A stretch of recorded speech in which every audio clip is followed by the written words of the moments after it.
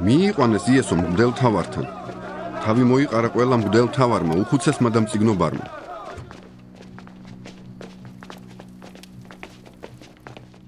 პეტრემ შორიდან მისდია მას, თვით მღვდელმთავრის ეზომდე. დაჯდა მსახურებთან და ცეცხლთან თბებოდა. ხოლო მღვდელმთავარნი და მთელი სინედრიონი ეძებდნენ მოწმობას იესოს წინააღმდეგ, რათა მოეკლათ იგი, მაგრამ ვერ პოულობდნენ. ვინაიდან მრავალი სწამებდა ცილს, მაგრამ ეს მოწმობანი ერთმანეთს არ ემთხვეოდა. ზოგნი წამოდგნენ და ცილს სწამებდნენ მას. ამბობდნენ: ჩვენ მოვუსმინეთ, რომ ლაპარაკობდა.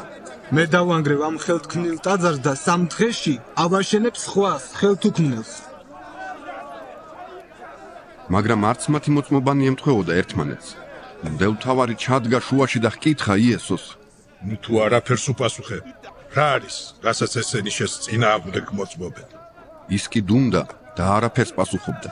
შემდეგ ისევ ჰკითხა მას მღვდელმთავარმა: შენ ხარ ქრისტე, ზეკურთხეულისა?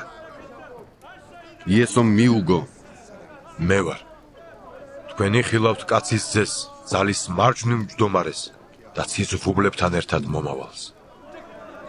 მაშინ მღვდელმთავარმა შემოიხია სამოსელი და თქვა: რაღაც გვინდა მოწმენი? თქვენ გესმათ გმობა? რას თქვი?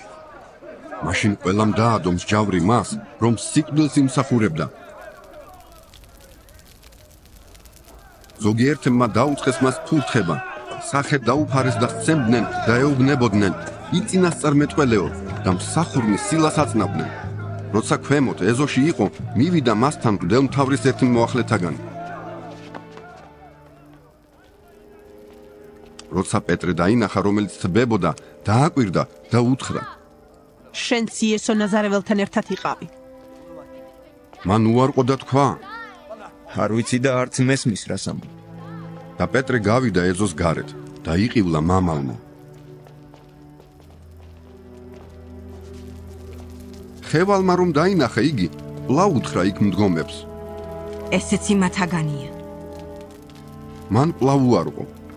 მცირე ხნის შემდეგ იქ მდგომებმა კვლავ უთხრეს პეტრეს: ნამდვილად იმათგანი ხარ, რადგან შენც ხომ გალილეველი ხარ. ლაპარაკის კილოზე გეტყობა. პეტრემ კი იწყო თავის წყევლა და ფიცილი. არ ვიცნობ იმ კაცს ვიზედაც მელაპარაკები.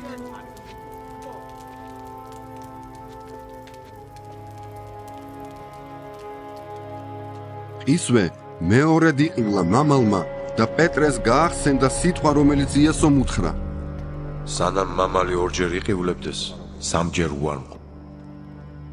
გაახსენდა და ატირდა.